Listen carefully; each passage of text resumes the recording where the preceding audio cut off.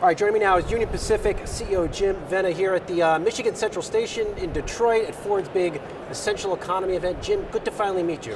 Well, listen, my pleasure. Yeah, really. Nice to meet you, yeah, Brian. Likewise. Really. Been following Thank your story, many decades in the railroad career, railroad industry, and I think that's perhaps a good segue into how important an event like this is.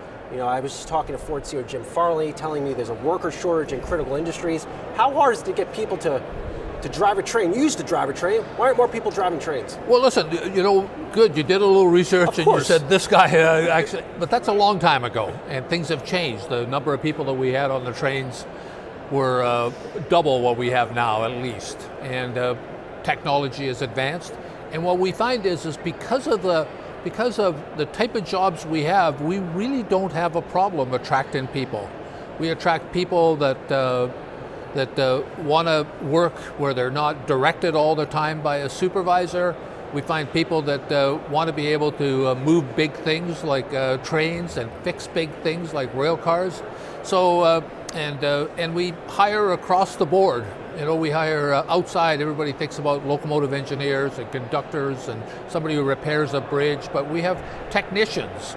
We have electrical technicians for locomotives. We have lawyers. I don't know why, but we do.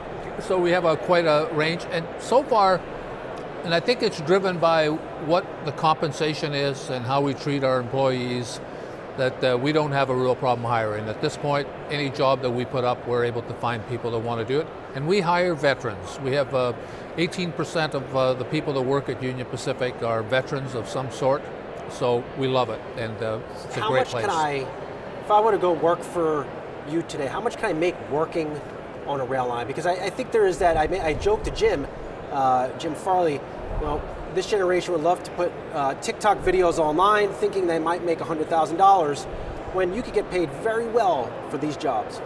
Yeah, if you put in the benefits, what we pay, and we put it out there, on average, with benefits and the salaries and everything, we're talking about $140,000 to $150,000 a year. So they're good paying jobs.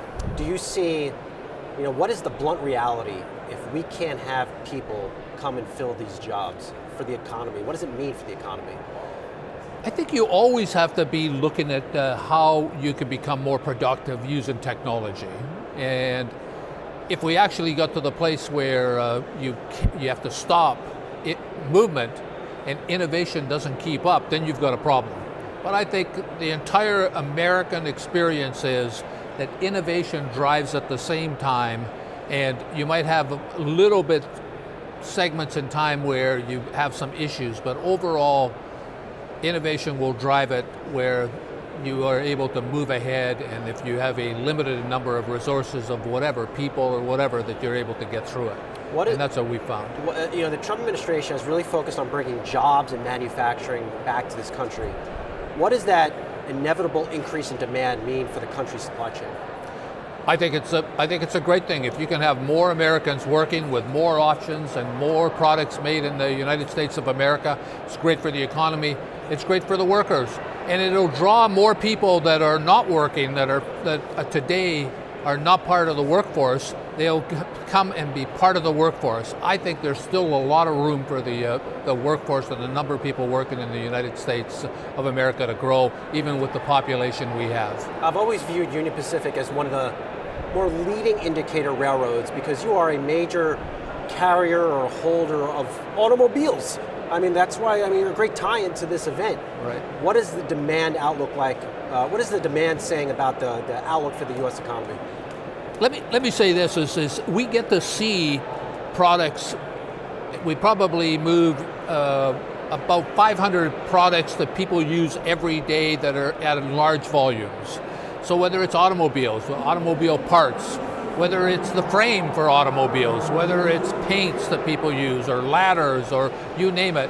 So it's interesting in that the consumer, from everything we see, is still strong at this point. They are still out there spending. They're still out there moving. We've seen some products being a little bit less. Homes are not selling at the same rate as they were before, but overall our business is up. Our volume is strong year over year. It's up by a few percentage points. So far we have not seen the impact that some claim that we were going to have with the economy. So you don't and see where we there's are. no material slowdown happening? In specific segments there is, you can see that, but in other parts it's moving really good. Jim, I know you got to get on stage here, and my time is brief. You're right smack in the middle of an $85 billion deal for Norfolk Southern. Would create, if this is done, by the end of 2027, would create the country's first transcontinental railroad. Where are you at in submitting a formal proposal to the STB? Well, Brian, thanks for the question. I think we are within 4 to 6 weeks to be able to put the formal merger application in, and then we'll go through the process. In the extreme time that the STB takes, it would take us maybe till the end of 26 to get it done. We think it's such a compelling story. It's good for America. It really is. You know, we're one of the few industrial countries that doesn't have a railway transportation system that can be seamless from one end to the other. How would you love it if you had to fly across the United States of America, and every time you flew, you had to stop in Chicago, change you're planes. making me shake just even thinking about that. Change Jim. planes, No. change terminals, change everything, and that's what we're doing. So we're going to speed up. It's good for our customers. None of them will lose any of the competitiveness that they had with what we're going to offer in the merger, and we're so sure of it that we've guaranteed a job for every unionized employee that works for Union Pacific or Norfolk Southern the day that we merge.